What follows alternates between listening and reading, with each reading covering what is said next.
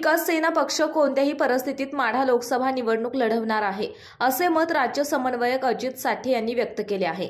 महाराष्ट्र विकास सेना पक्षाचे पक्षप्रमुख किरण साठे यांच्या समवेत गावभेट दौऱ्यानिमित्त फिरत असताना सर्वसामान्य जनतेमध्ये जाऊन त्यांचे मत आम्ही विचारात घेत आहे। सध्या माळशिरस तालुक्यातील अनेक गावात गेल्यानंतर जनतेमधून महाराष्ट्र विकास सेना पक्षाने निवडणुकीत उतरले पाहिजे अशी भावना जनतेतून व्यक्त केली जात आहे। त्यामुळे महाराष्ट्र विकास सेना पक्षाचा गावभेट दौरा चांगल्या प्रकारे सुरू असून उत्तम असा प्रतिसाद मिळत आहे।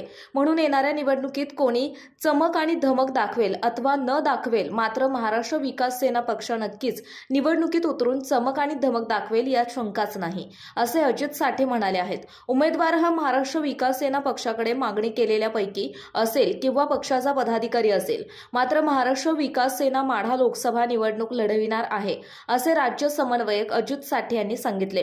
Bureau report, Jansatta Marathi news, Malshiras.